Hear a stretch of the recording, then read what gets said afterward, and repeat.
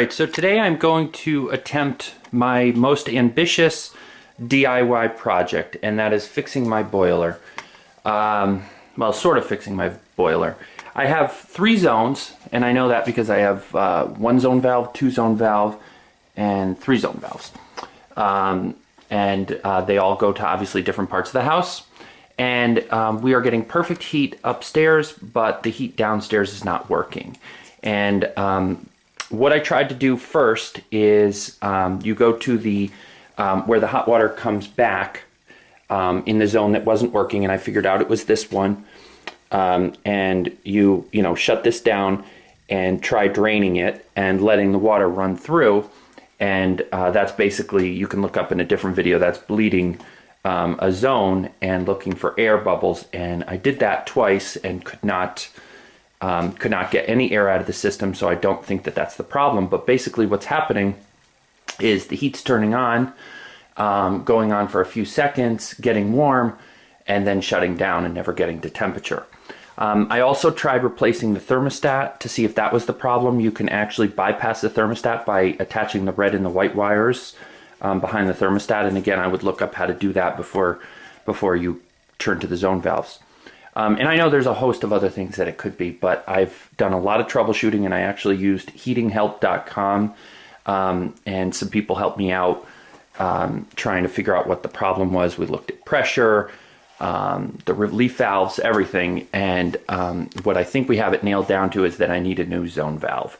And the zone valve, you could see here, and by the way, let me just preface this by saying this is all non-technical speak because I'm not a plumber, I'm not an HVAC specialist, and I sort of know enough to be dangerous. That's about it, but I'm going to go to school.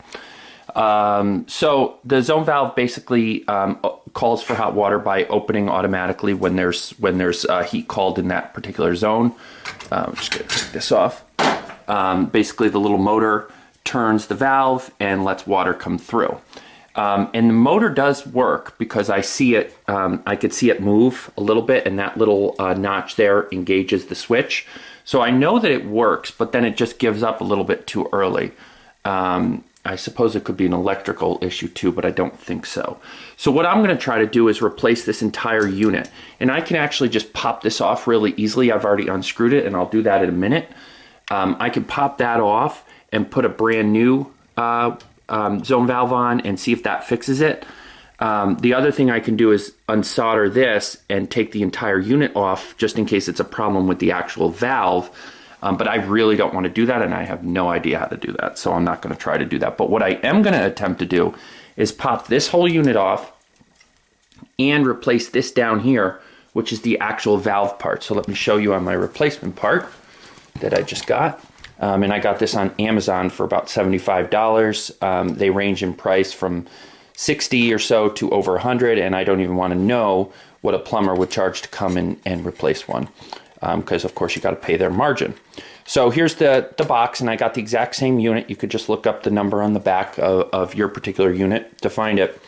And then under here, and when I take this apart, you'll see under here is where the actual ball in the valve turns, and it's turned by this. So I'm hoping, again, not to replace this brass part, but the ball inside I want to replace too, as well as the motor. I have watched a ton of videos on this, and one thing that you can do, if it's just not turning and engaging, you can actually just replace this motor. These cost like $20, $15, and you can get them and pop them right out if you're comfortable. So I'm going to go ahead and try to film this. I don't know how it's going to work out, but we'll see. The first thing I did was I turned off the electricity at the fuse box, and I also killed the power here. This is where my water comes in from the street. So I'm going to actually close this all the way. Definitely don't want any water in the system. I'm going to close all of the zones, all the returns. And I think that is it. I think that's all I need to close. This down here is all gas. Don't need to worry about that right now. So yeah, I'm going to go ahead and give this a try. So the first thing I'm going to do, I put a towel here just because even though this is all rusted and nasty, I don't want to get any more water on there. I have a bucket down here because there is going to be some spillage when I take the valve piece out. How much spillage? I don't know. It'll be interesting. And then you can see there's 2 screws here, one right here and one right here, that you have to loosen to get the base completely off. All right, loosen those a little more. It should slide off. And here's my zone valve. The next thing I'm going to try to do is take this brass plate off, and I actually am not even sure it comes off. I'm really hoping it does, but it looks soldered on there. And by taking this plate off, I'll have access to the actual valve piece that I can replace without having to solder these 2 pieces here. So I'm gonna go get the right tool. All right, so I'm sorry the angle's not very good here, but basically I'm just gonna unscrew these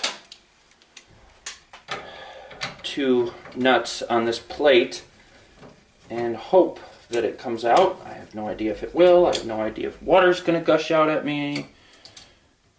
Is this the right way to do it? Probably not, but we'll find out. I really did, in defense of my... Oh boy. Okay, here comes the water. So I'm going to tighten that actually back up because I'm not prepared for all that water to gush out, and get the other piece ready. Alright, so what I decided to do was, this is my new valve, is to take this guy off of the plate and try just putting it on, and maybe it's not the valve piece that's busted, and just try putting the new components on with the new motor and see if that solves my problem. It's still, you know, a job because I have to do the wiring and everything, but at least I don't have to take that plate off and depressurize the boiler. All right, so I decided because this valve was leaking significantly and I really didn't want to take the risk of screwing up the boiler, and I don't know how to depressurize it properly, I decided to just keep the valve in there, hoping that that wasn't really the issue and it was just the motor that was the problem.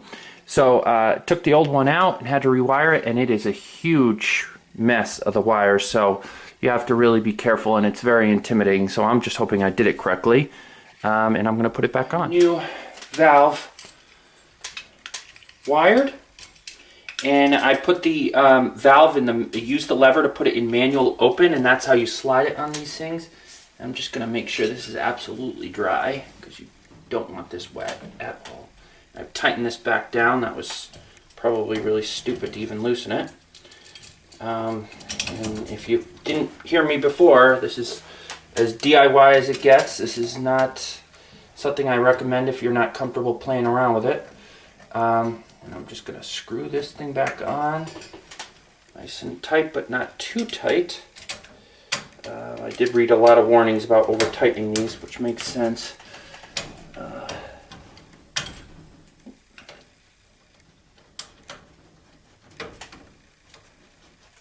Alright. So this guy is on, and again, if it turned out that it was the motor that was causing the problems, then now with a brand new motor on there, it should be fine. So I'm going to take it off manual, and that looks good.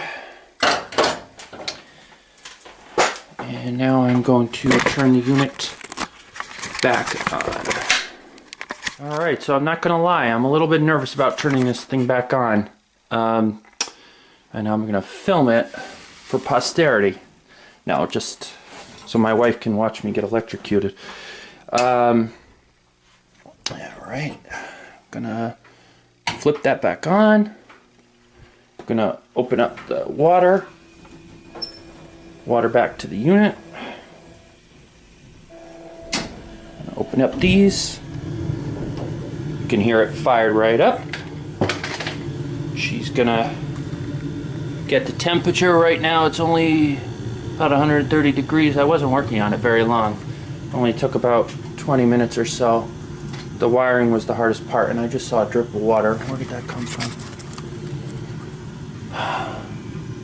I'm just hoping that I wired this correctly. I'll clean this up once I know that it's working correctly. But when it gets to temperature in a minute, I'm going to call for heat in this zone, and we'll see what happens. So I'm going to go turn this thing on, call for heat, see what happens. What the heck? All right, so it's definitely calling for heat.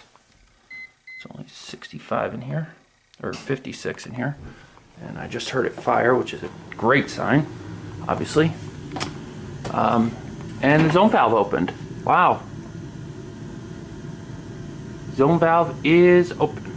See that lever? It went from over here to the closed position automatically, and I wasn't here to watch it when I called for heat.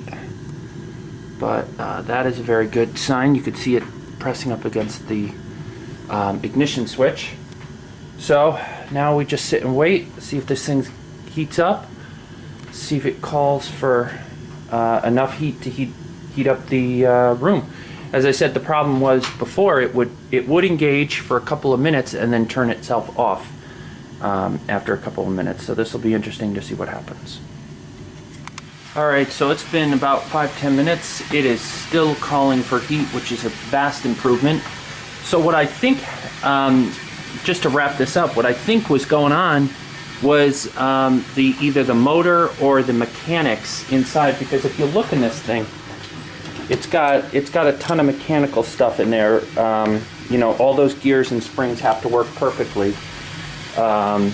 So I think that the unit was just shot. And again, I got this thing for $75 on Amazon. Obviously didn't need to mess around with the plate, which I thought I was going to have to, but I didn't. I just popped this new one on, wired it, which I hope I did correctly. But again, it's still engaged.